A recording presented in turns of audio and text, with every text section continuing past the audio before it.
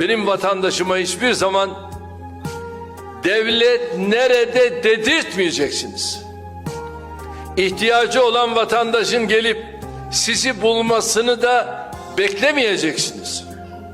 Siz gidip benim mağdur vatandaşımı bulacaksınız. Devlet milletinin hizmetindedir. Vatandaşın talep ve şikayetlerine 24 saat kapınızı açık tutacaksınız. Halktan kopuk, sokaktan kopuk, ilçesindeki esnaftan, iş adamından, köylüden, çiftçiden kopuk idareci profiline tahammülümüz yoktur. Kamyonu, kamyoneti alacaksınız, kömürü, odunu dolduracaksınız.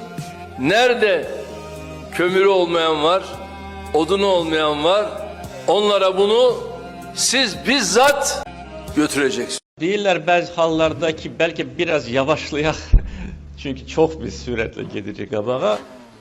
Belki de məntiq var burada da, gıcıqlandırmama. Amma mən özümdə fikirləşirəm, görün, vəziyyət nəyə gətirib çıxarıb ki, Azərbaycan indi o kadar inkişaf edibdir ki, bize deyirlər ki, siz biraz yavaşlayın, çünkü size çok süratle gedəndə başka ülkelerde buna qısqançlıqla yanaşırlar.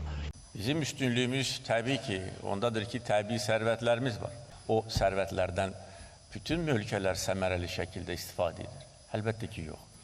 Ona görə Azərbaycanda bu sahədə aparılan işlər həm ölkə iqtisadiyyatını gücləndirdi, eyni zamanda əldə edilmiş gəlirlər ədalətli şəkildə cəmiyyətdə bölüşdürüldü.